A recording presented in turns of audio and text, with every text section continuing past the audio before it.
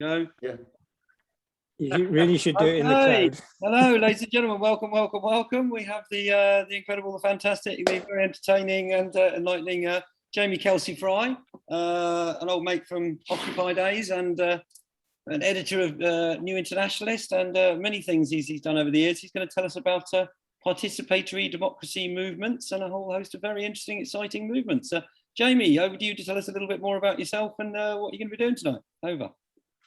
Well, thank you very much, Felix. Okay, so it's a pleasure to be here, and I want to do two things first. One, New Internationalist, I'm a contributing editor.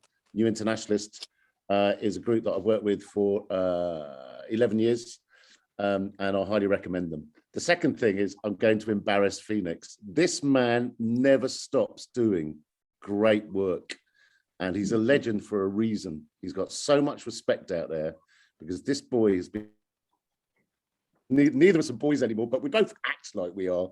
He's been doing it since the mid-90s, and he's a legend for a reason. Much respect, brother. Okay, so I'm going to tune into why you're all here first, right? Which is, you know, this amazing network that you're all doing of buildings around. Most of you put where you are in the country, so we are everywhere. All right, we're Bristol, we're Leeds, we're Bath, we're Preston. Okay, so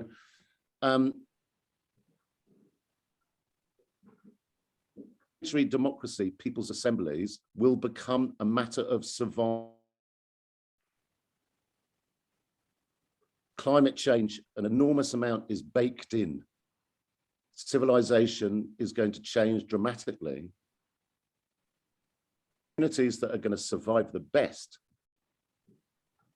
are the ones that are able to communicate with each other and be a community. I can see a note saying, is this breaking up for everyone? Can you all hear me okay? You have stopped just slightly in that intro, Jamie. I don't know what are you connected on your main Wi-Fi, or you on a phone or anything, or anything? Yeah, I'm on a phone.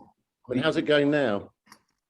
Just be as close to whatever the source is as possible, maybe. You did break up 3 times during that, just for like 5 seconds it stopped. It's a pity because it was quite good. Hold on. Don't you just hate bloody tech? Give us a sec. All right, how's that? Is that better? Keep talking and we'll see how we go. Is that better? Yes, it hasn't stopped since you said, is that better? Well, I don't know which bits you miss, folks, but I'm sharing with you skills around participatory democracy, people's assemblies. And the point I was making was that they are going to become a matter of survival in the near future. That's what's really important. Most of climate change is baked in. And therefore, the communities that are going to survive the best are ones that understand how to be communities. And the key to being a powerful, strong community is communicating. And these are basic ways of communicating in a way where no voices dominate and all voices are heard equally. And most importantly, those people who feel like they never want to speak in front of a group feel safe to do so. And when you set them up in the right way, everything can change. All right, so this is the first of 2 talks. And I'm going to give you like a basic little history. Yes, seems to work okay now, better. All right, cheers. Okay, so where did they start for me, right? 2005, Glen Eagles G8. Okay, so the G8, were you there, Phoenix? No, I had a damaged leg for that one. I remember the riot police landing in Chinooks, my mate was saying, and they used the military on us. Yeah. Yeah, it was. Yes, that's right. Chinook helicopters landing behind the lines, disgorging kind of robo-cops. It was just crazy. But it's the first time I saw large activist groups coming together and making decisions quickly by using participatory democracy techniques. This is the first time I saw people agreeing by going like this. All right. The climate camp movement was born out of that. So all these young climate activists at the time, because that's 2005, right? They picked up this technique of organizing a camp and decision-making. This is simply decision-making strategies where everyone gets heard equally. It's as simple as that. But if you're all organizing centers around the country, this is incredibly important, because I'm telling you now, the moment anyone feels like, well, I'm not being heard, they're out of there. But then turn that on its head. The key lesson is this. What I've learned is that people with no agency, in other words, people who feel like no one's listening to me, people with no agency, when they find agency, when they're being listened to, they're the bomb. They are the bomb, and everything changes. And that's the key to what I'm going to be sharing with you over the next 27 minutes and 4 seconds. All right, so let's just give you some stories, because the best way of doing this is I just tell stories, right? So here's a couple of pictures from the eco camp in Stirling at the G8 in 2005. Number one, right? There was a little stage and we'd all go there, and there was this 15-year-old with a big smoke and a microphone, and she was on the stage, right? And she made us cry. She was so good.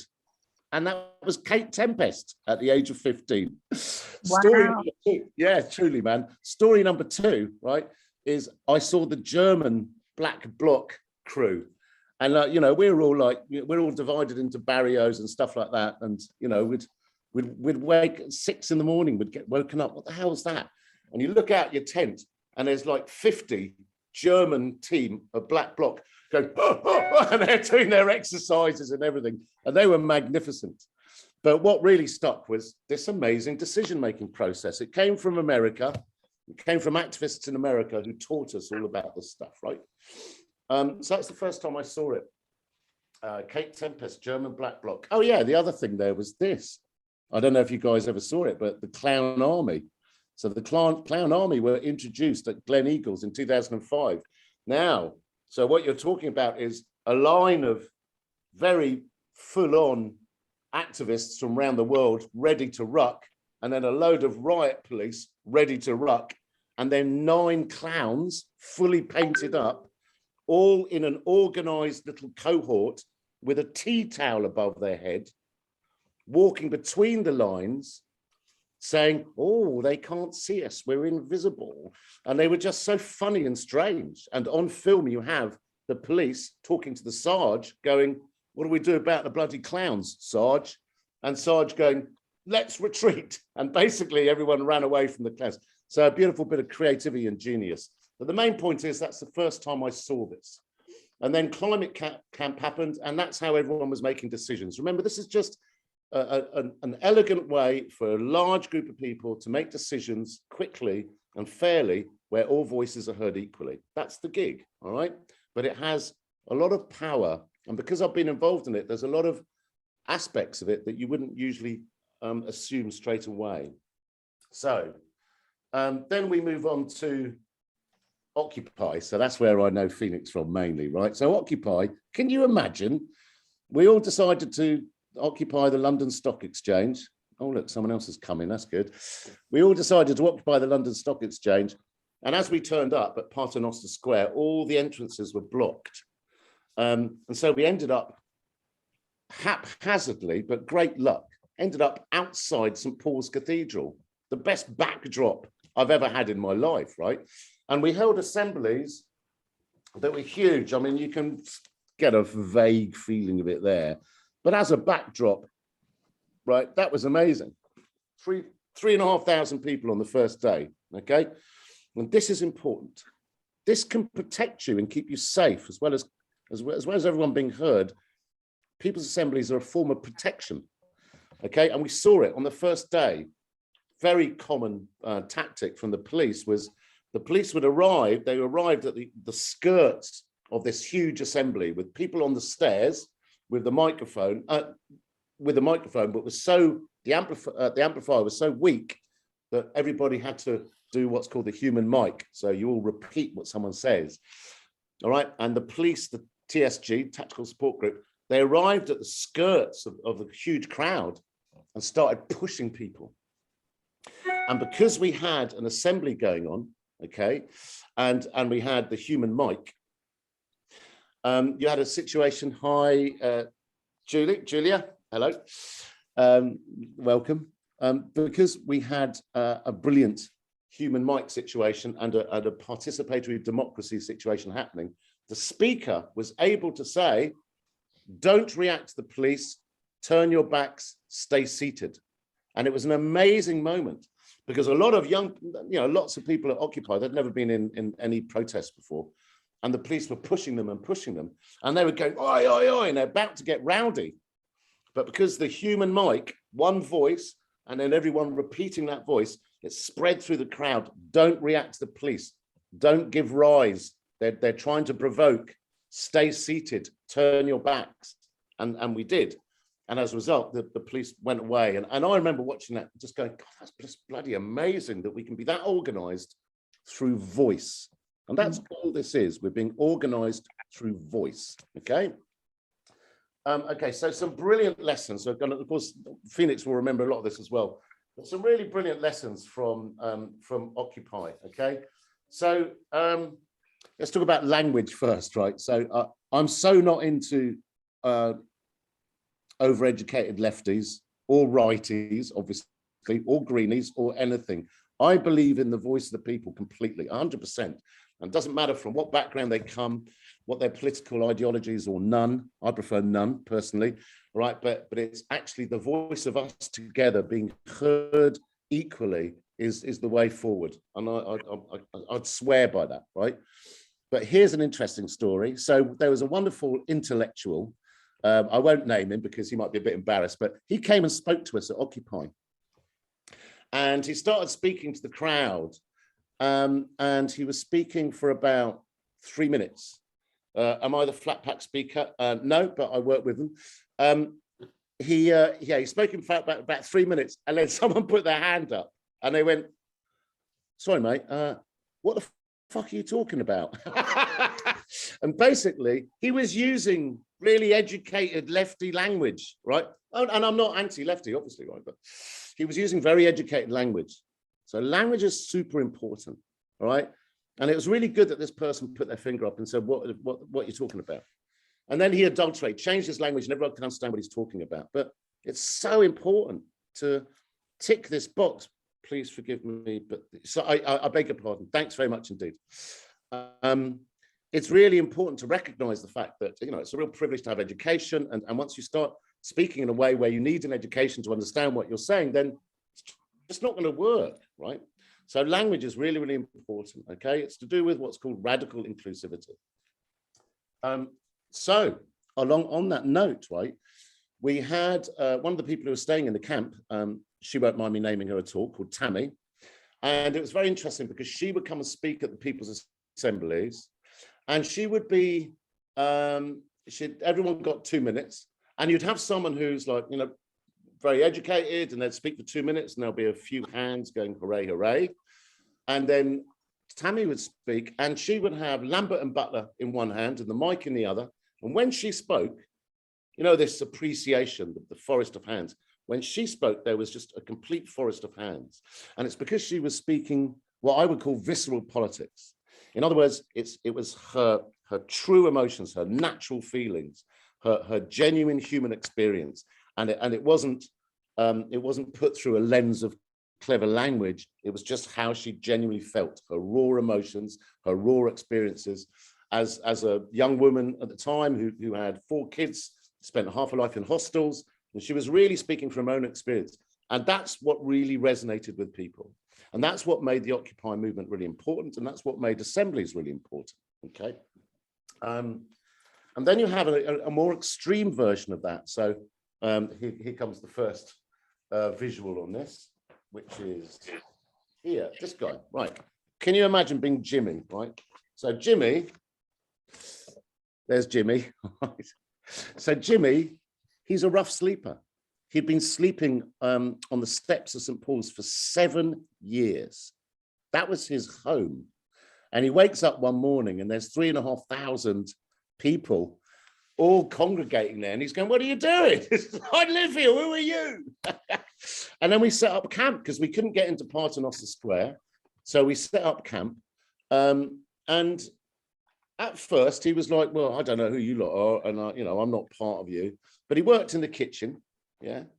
And amazing things happened for us as well as for Jimmy, because Jimmy said things like this: right, I'm a rough sleeper, and I'm a drinker, and I make my living by begging, and that makes me invisible. I spend all day, every day, people looking through me as if I don't exist, okay? But you lot have turned up. Not only do you look at me, but you listen to me, and you hold me, and you hug me, and you take me seriously. And it was amazing what he went through.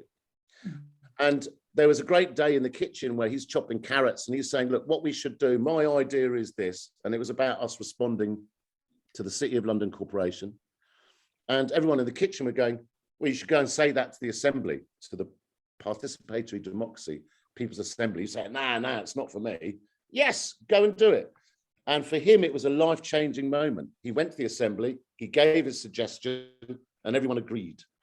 And for this one individual, he said, until now, I was just a rough sleeper and a drinker, but I'm not. I'm a dad, I'm a fullback, I'm a trained welder, and I'm an occupier, and my voice matters. That's a little nugget of the power of people's assemblies when you do these correctly. All right. When I say correctly, you need to create them in a way whereby people feel safe to speak. So that's Jimmy's story. And the other story and this is very powerful as well, right?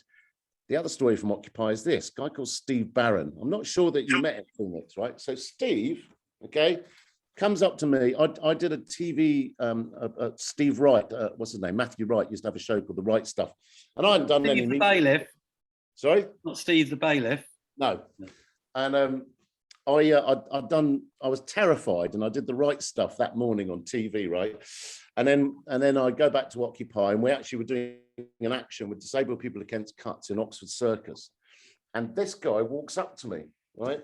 And he says, look, I know you're looking at me and you're thinking that, I'm a cop. I'm not. All right, but I've been coming down. I saw you on TV, and I feel good about talking to you. But I've been coming down for the past 2 weeks to Occupy with my daughter. She's 16. And I need to talk to you. So I got talking with this guy. And he was a member of the English Defence League. He was a Nazi, a fascist, until he started coming down to Occupy. And he said, listen, I've been here every night for 2 weeks with my daughter, and you guys are right. And I've got a proposal. I've got a suggestion. And I want to ask you if you think it's a good idea. And he told me, and I said, mate, if you can do that, that's amazing. Go to the Assembly and make the suggestion to the Assembly. So he did.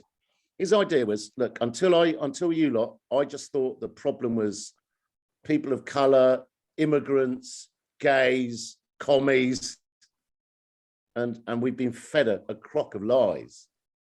And I've seen through it. And I'm going to go to all the EDL meetings in Essex and tell them that they've been lied to and they're wrong and they support Occupy.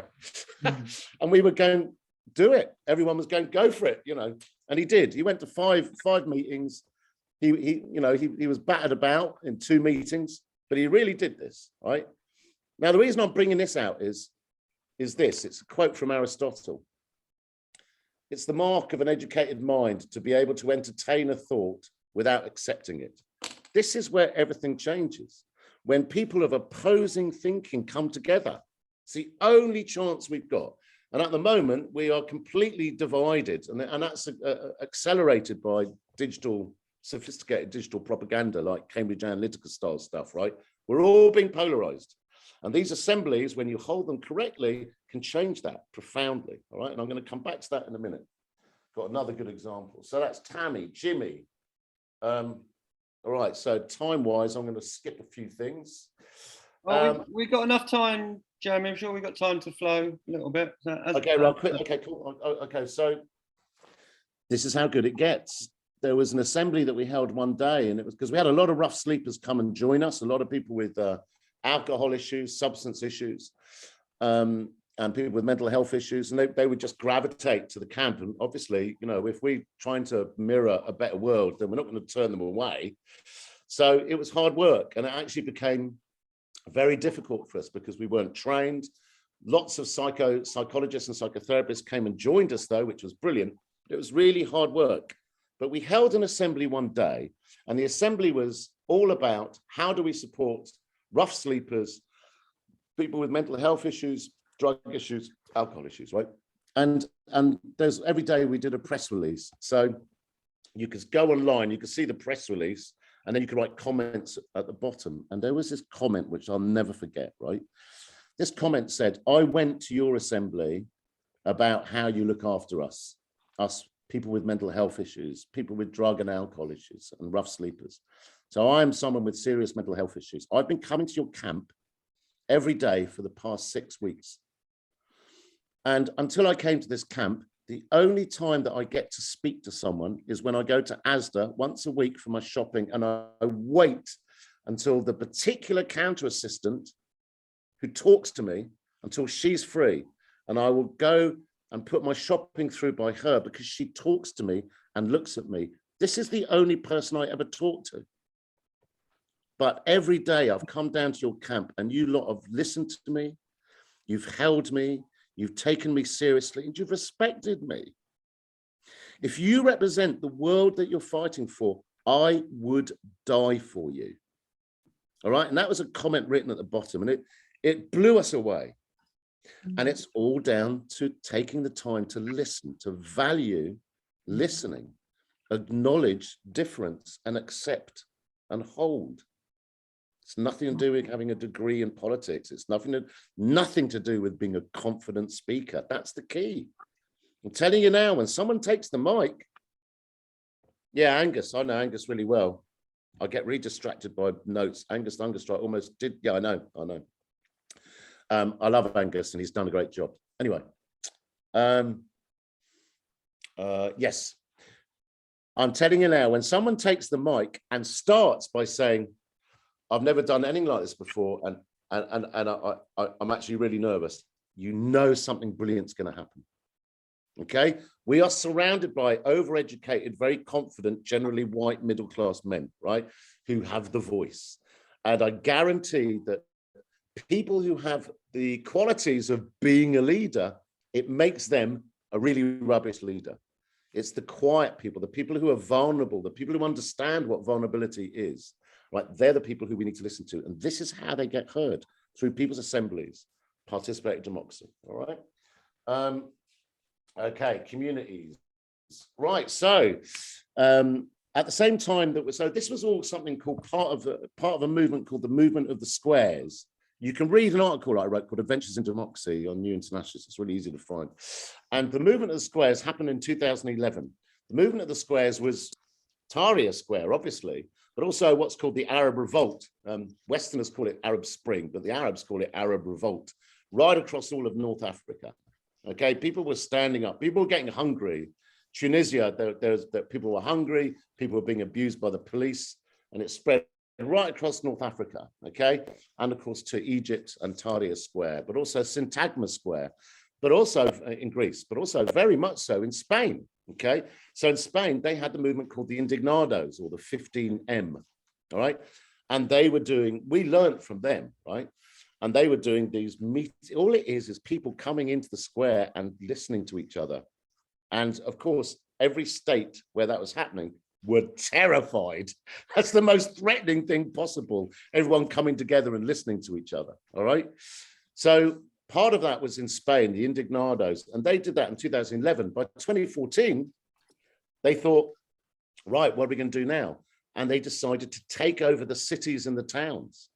In the local elections, they took over, out of the 5 biggest cities in Spain, they took over 3 top cities, Valencia, Madrid, and Barcelona, okay? Using people's assemblies, the power of basically coming into the square and listening to everybody equally, all right? And a story that I think is really important for you, particularly because most of the people on this meeting are women, actually. The three kind of rules of the movement in Spain was proximity and confluence and feminization of politics. So proximity is, if you come into power, you don't stop people's assemblies. You still go to the people's assemblies. All right. So Ada Colau, she was the mayor of Barcelona. She went to 3 assemblies a week still. You don't suddenly go up your ivory tower. Number 2, confluence. Yes, it's fine to run alongside groups that have similar minds to you, rather than being in competition. Oh, they're the greenies. I'm not talking to them because they might take our votes. No, you run in confluence. Okay, you work, you flow together. But I want to tell you the story about feminization of politics. So feminization of politics does not mean put more women in power. No, it's women in power change the way that politics and power is done. And here's the story. So I went over to Spain and I still work to this day with quite a lot of these people. Take the Squares, exactly. So Carolina, who runs Take the Square. She's someone who I work with on a daily basis, right? Or every couple of days. So feminization politics. Bernardo was working in Madrid with Manuela Carmena. She had become the mayor of Madrid, the capital of Spain. And I said, Bernardo, what does it look like, feminization of politics? He said, do you know what, dude? It happened on Tuesday. This is what it looks like.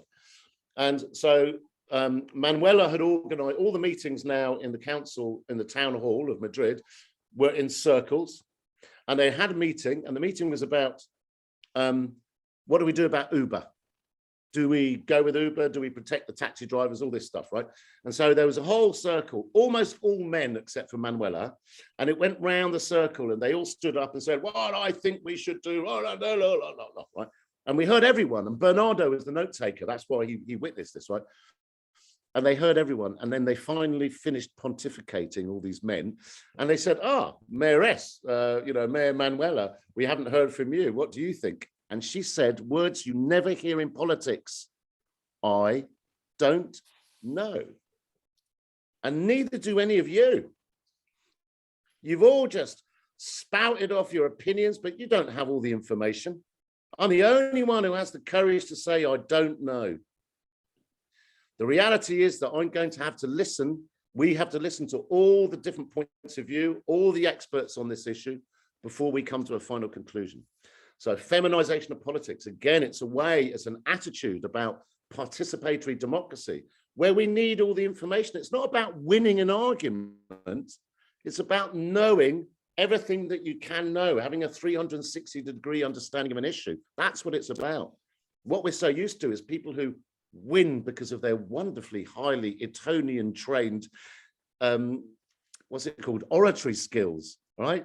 What's that got to do with reality? Okay, so that's Spain, and then we move into locals. So this goes to you, sir, because I wrote your name down. Yeah, Julian. So we've tried this out quite a lot over in this country, and Froome is one of the groups that do this, Flat Pack, although they don't use participatory democracy. But right across the country, there's a movement called Trust the People, and we've been training people. Yeah, so we've been training people to empower themselves and take over power in local councils, right? Where you get not the usual suspects going in, because the usual suspects are well-to-do retired white men, basically.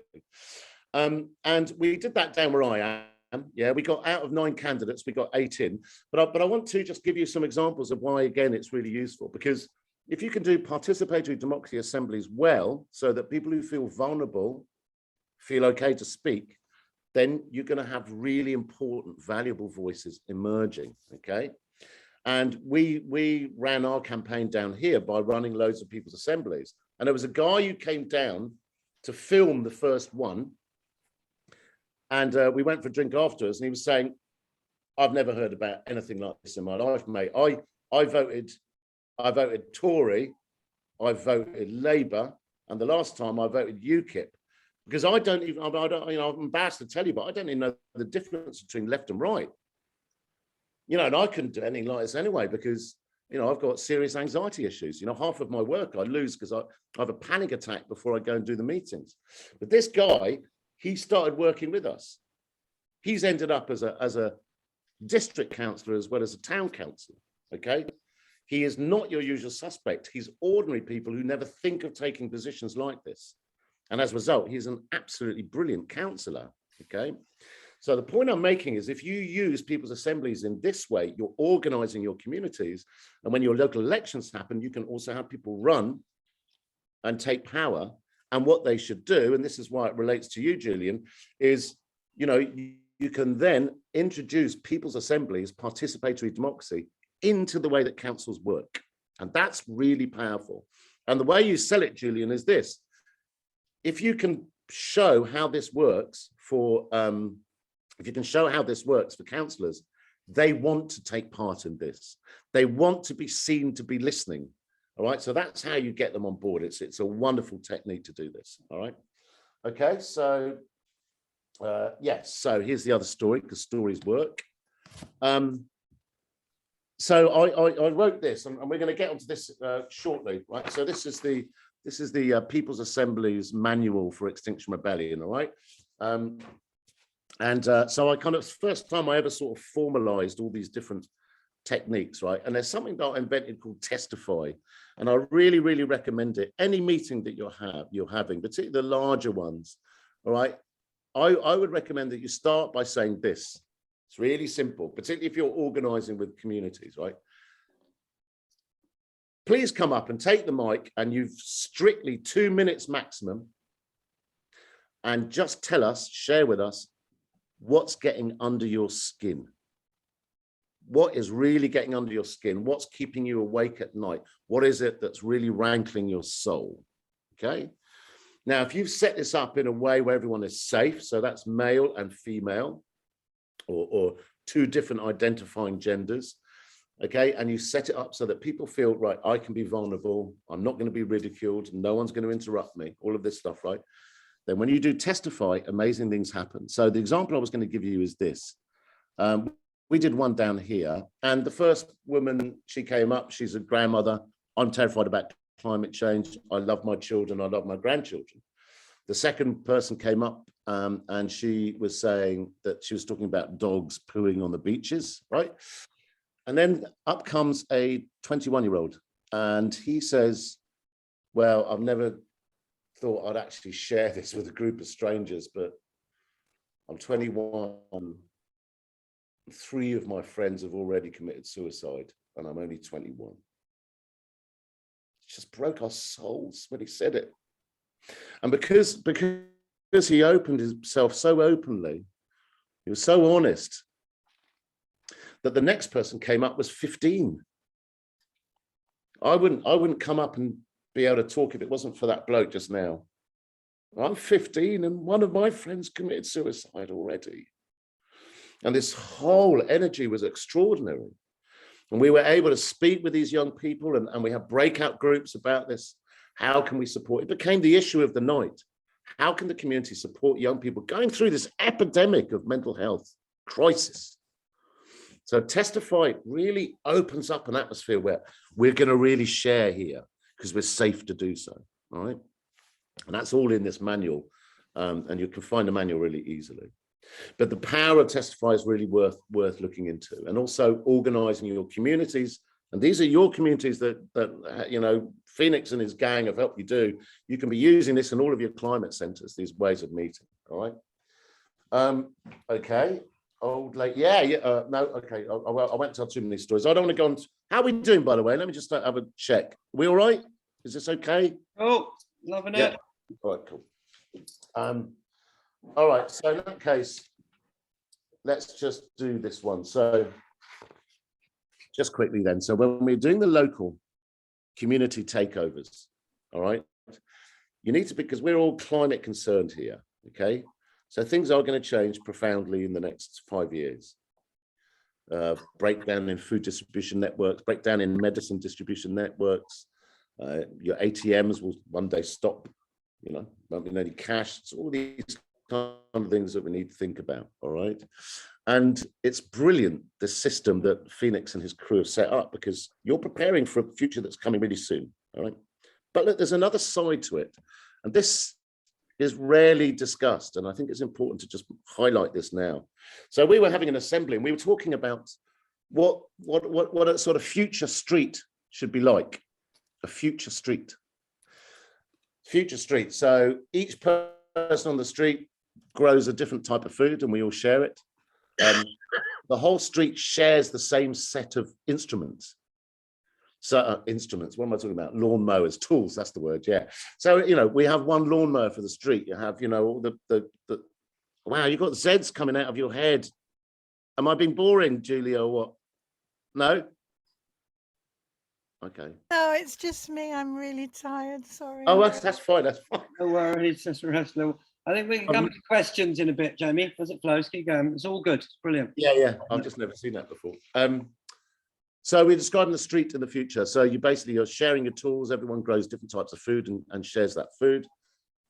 People who are living on their own, you have coffee mornings for them every couple of days. Anyway, we went through describing that, and then this young woman, this elderly woman, puts her hand up and says, "You've just described my youth, and in one generation it's disappeared, and it's breaking my heart. This is how it used to be. What the hell happened to us that we've lost it?" And it was an amazing speech that she gave. She was very tearful as she was saying it. So as you work using people's assemblies, participatory democracy, and preparing communities for the shift that's going to happen because of climate change, recognize the fact that, yes, there will be stuff we're giving up, but there is stuff that we were returning to that actually really holds people much better than we're being held currently in this bizarre society that we've been pushed into through consumerism, right? All right, so this is really easy to find. And in it, it has the manual of how you do people's assemblies. So I'm just going to draw attention, and I wrote it. I mean, I did a load of research and connected people around the world. I don't know if you know this, but in Senegal, they use people's assemblies and hip hop. And they used people's assemblies and hip hop to take down a dictator in 2014. You should check it out. It's called Yon Amard, We Are Fed Up. So I was in touch with them, and I was in touch with the Indignados, in touch with the Occupy in the States, etc. Right? And we boiled it down to the key points. And there are a few key points that I think are really important. So the three pillars ended up very, very pretentious, the three pillars. And the first one is this, it's radical inclusivity. So radical inclusivity means, okay, if there's elderly people there, you start by saying, can you hear me? There's mothers.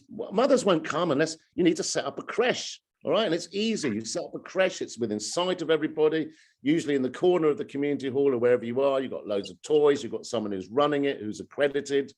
So mums can come and the kids have a good time in the corner. Elderly people get heard. Disability, disabled access, all right? And language, as I said at the beginning, use language that's not going to make people feel patronized. Use language that's real, okay? So that's radical inclusivity, okay? And active listening. So active listening is this, and it's such a male thing to not have active listening. And you can see it in people. You know, when someone's talking and you can see in someone's face, you know, and I'm not anti-men, women do it obviously as well, right?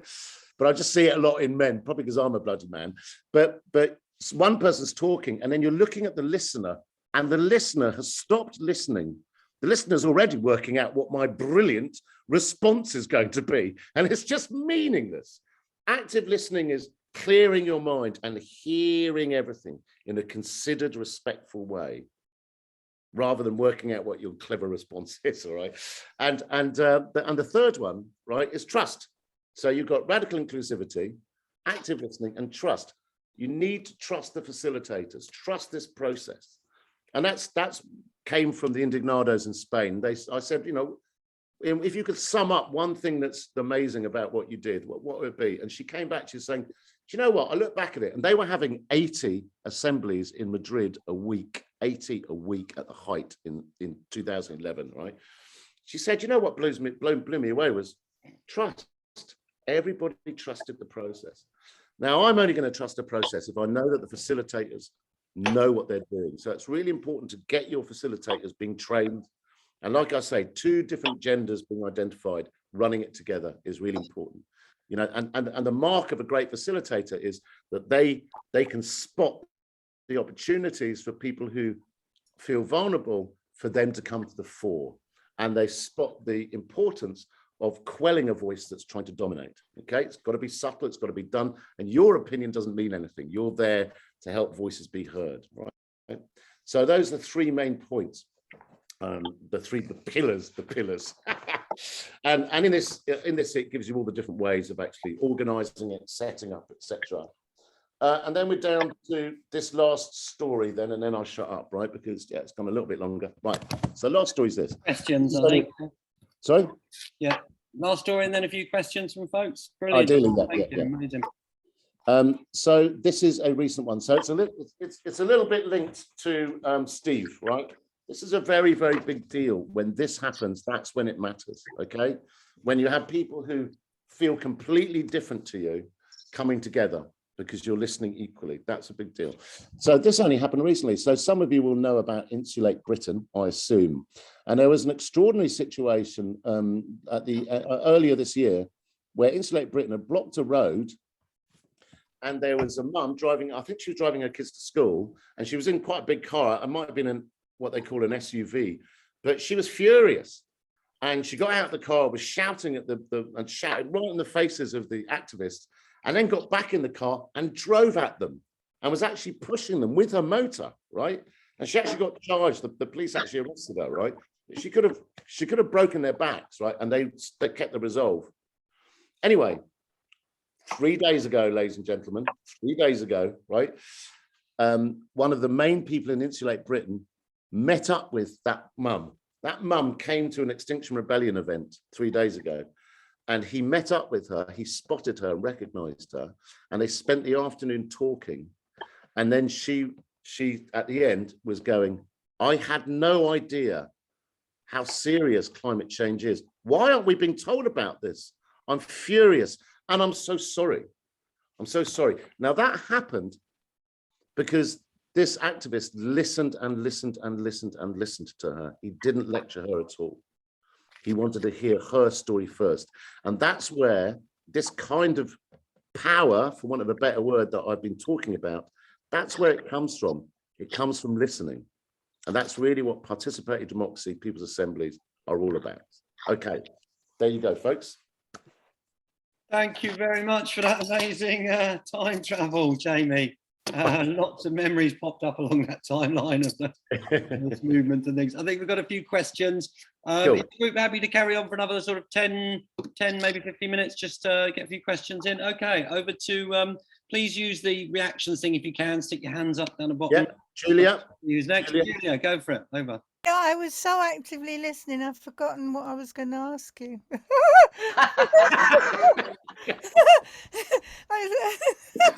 It's hard for me because my mind, I don't know what it is. I might have autism or something, but I'm just ADHD.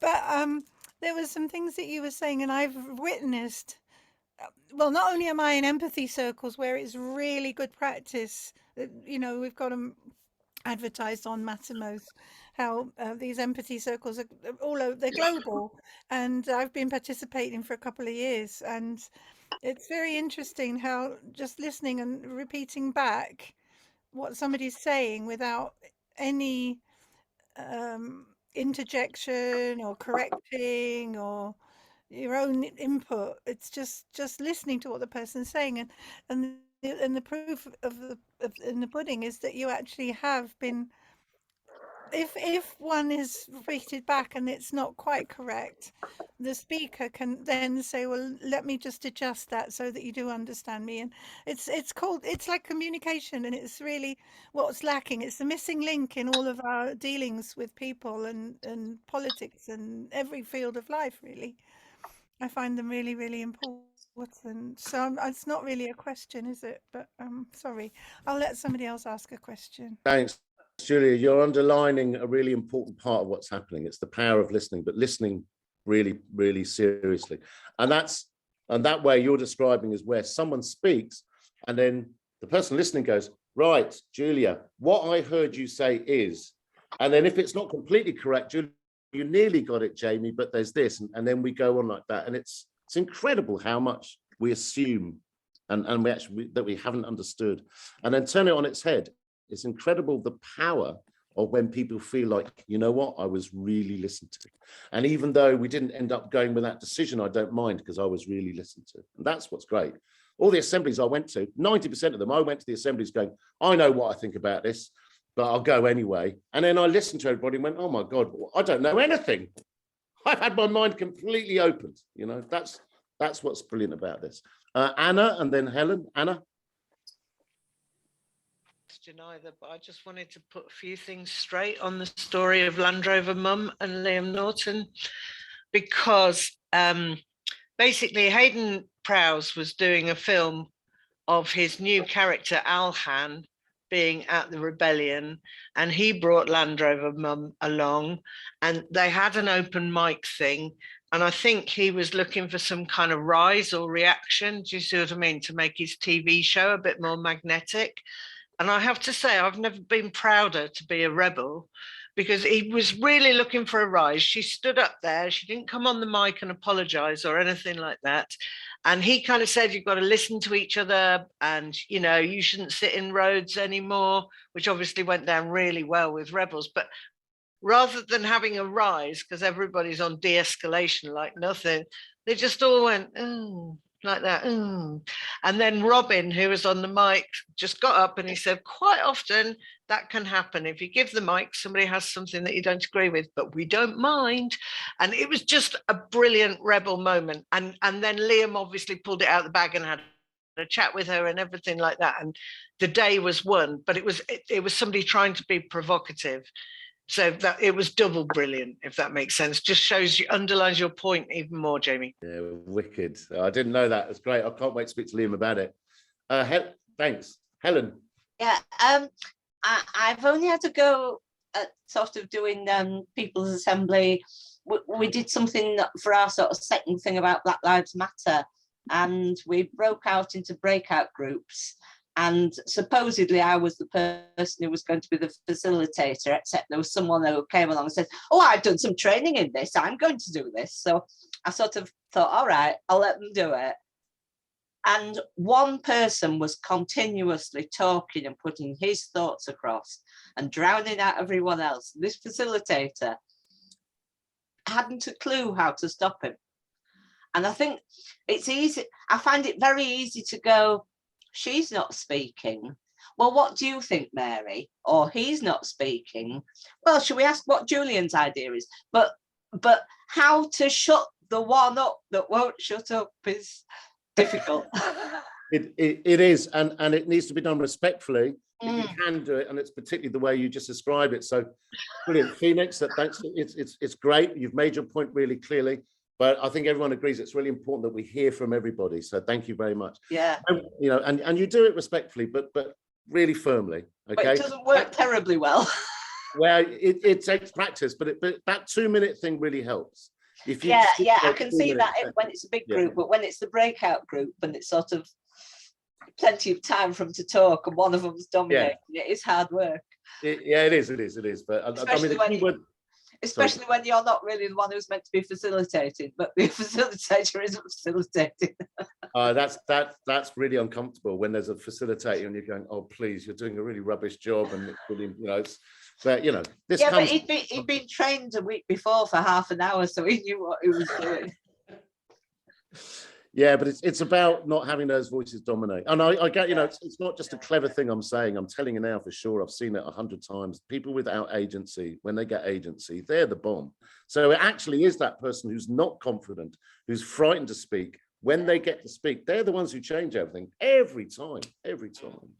I think Suzanne and then Dinah, I think, has got a hand up as well. Yeah, Suzanne. Suzanne. Hi, I don't know whether you can hear me. I'd just like to say thank you very much for mentioning 15M. I live in Valencia sometimes, and I've just read this book, an amazing book. It's The New Spanish Revolutions, a rebellious journey across a changing Spain, and it mentions how many protests there have been in Spain, and it's astronomical. It's really unbelievable. A country that really needs looking at as to how they're going to come to their new part of democracy. So thank you for that. But the question is, Jamie, and I have met you before, dancing at an XR gigs. Well, you were trying to speak, I was dancing. How do you get people to give up their very precious time and get their attention and stop them looking at their phone and actually include them and interest them into something like this? Because it takes heaps of time, really does. You just have to, you know, to invest in listening and active listening and to trust the facilitators. It takes a heap of time. How do you get that happening for people who don't know anything about this? It's strange, actually, because what we learned at Occupy was once people have done this, they are completely hooked. It's really strange. I mean, I'm a secondary school teacher, right? So turn it on its head. There's this way of teaching called summative teaching. So rather than looking for students being badly behaved, you celebrate students doing something fantastic, and it has to be honest. It can't be like, oh, well done, good picture. It's like, wow, that is amazing, and I'm going to tell you exactly why. And if you so what you do with these assemblies is you celebrate what's great that's happening here, and people will get off their phones, I guarantee. That's the thing. You know, like that example I gave you with these and testifying this. You know, I'm 21 and 3 of my mates have committed suicide. You're going to put your phone down. The moment you're in a surrounding and an atmosphere where people are being human for a change, no one's arguing, no one's trying to push a point down your throat, they're sharing, then it's electric. And there's no amount of social media that's going to kind of be more interesting than that. And for more and more, we're kind of realizing what social media is draining us from, you know. So I would say it's, again, it's similar to the response that I was giving to Helen as well. It's all down to practice. If you're creating an atmosphere that generates a real human authenticity, and people then it's magnetic, people get really involved. But the most common thing that happened in Occupy, once we were running the assemblies really well, was people coming from all around the world, by the way. There was thousands of people, right? And we'd finish these meetings and these breakout groups. And honestly, I heard it every time. People going, I have never been involved in anything like that in my life. That was amazing. You know, it really blows their heads. So if you set it up like that, then yeah, you know, there's this atmosphere that kind of, without anyone saying anything, I'm not going to get my phone out and start going on Twitter, because something's happening here, you know. So it's about creating that atmosphere. It's not easy. I think we should come. We're running close on the end of timelines and things. I think Dinah was first on the draw, and then Julia again. I'd like to say a little bit on the conclusion things, and Julian. Okay. So should we keep questions and answers a little bit concise for the last 5-10 minutes? Dinah, over. You might be muted. Unmute. It's not much a question, it's a response to Suzanne, because it's happened a few times, and what we found, because we've tried to hold people's assemblies when we have events, because we've already got people there, and we say we're going to do an assembly with this question, and we put the question up on like a billboard or something, so people know what the question is. So if they're interested, they hang around for that question. That's worked sort of fairly well. You never know how many people are going to come or not. But what we have learned to do, because Jane is such a fantastic facilitator, but we say in the breakout groups what the rules are, like everyone's gonna be asked to speak, and as there's only 15 minutes and there's 5 people, you know, everyone's got 3 minutes each, and we will remind you that your 3 minutes is up so that everyone's voice can be heard, because that's really important. So we kind of tell them in advance so that when it happens, it doesn't feel like we're picking on someone, you know, because it's already been said that's what we're going to do. And that has been quite useful. Yeah. That's all. Expectations, isn't it? Okay. Yeah. Very good. Right. And no one feels unfairly treated because you've made it clear at the beginning. Yeah, exactly. There's a good little speech in the manual that kind of sets things up like that. Yeah, Phoenix. Should we just talk over just to say briefly, because like Julia said, so I'm just going to come over to Julia in a second, and then Julian. Part of what we're doing with climate emergency centres is to, you know, every couple of months, the idea is that there is a people's assembly at one of the climate emergency centres up and down the country. and that it feeds two ways, one into the centre organising circle of coordinators and the other way out to the local council that's declared climate emergency. This is what 50 or 100 or 200 people thought in your local area. So we're building that actively into climate emergency centres. We also want to work with, over the next 5 years, flat pack democracy and get, you know, local councillors in that are representing local people's views rather than usual two-party show. More later. Over to Julia and then Julian. We're running. I've already spoken, so can Julian go first? Yeah, very good. Thank you. Okay, thanks. Yeah, thank you very much, Jamie. Really good. Two quick points. One is there anyone that can sort of, who are the best people that might have a bit of time to come and help make it happen in Swindon? And the other one is, as you were talking, I was wondering whether outdoors or indoors ones tended to work better, and I just wondered if you had any thoughts on that. Yeah, that's a really good point, actually. So I'll take the last one first, right? So outdoors is magic. I mean, it's not as if indoors isn't also brilliant, but there's something about having it outdoors. Obviously, you've got to have the right weather and stuff, right? But we've done them. I've done loads outdoors and loads indoors, and I find that there's something about just being in the open air. It encourages the openness, possibly, of the way that people are communicating. I don't know. I might be imagining that, but they're better. In terms of getting someone, there is a guy called Pete Postlethwaite who, oh no, what's his name? Yeah, I think it's Pete Postlethwaite. I mean, there's an XR have a gang of, an organisation of facilitators. Phoenix, you might know how to connect to that crew, do you? Trust the people. I've just put the link in the chat. Excellent, that's it. I've got one. So and look, what you're doing, I think, is really, Julian, the way you play your idea, right, is this. Hi, everyone. All right. Councillors want to be seen to be listening to the people. And actually, it's good for them to come to these assemblies, right? And it's very interesting. What they've said to me in Bristol, interestingly, I spoke to some councillors in Bristol. They said, look, if you come and run a people's assembly here, you're pushing at an open door, because it's giving us the opportunity to actually be seen to be listening. Because no, you know, generally the public, they feel completely disconnected from local power. So for us to come out and sit with them and listen to them is good for us, you know. So you've got a really interesting opportunity there. So I'd work with Trust the People. They'll suggest some facilitators for you, but you're onto a really good idea there. Yeah. Thank you. It's really changed my perspective on things. Thank you very much. Really welcome. Really welcome. All right. I think we're pretty near to close to the end of time, actually. Julia, do you want a quick point? Yeah, there was two things really. Just quickly, because it's Fairborn, we set up a group called Fairborn Facing Change, trying to see what we could deal with and asking all the locals how they felt, and we surveys and questionnaires, and the council would come and have drop-in Fridays cafes for people to come and talk to them. But also, just to reiterate what Jamie said earlier about how it used to be that you could swap things. I mean, I remember growing up, my father used to go and give neighbours beans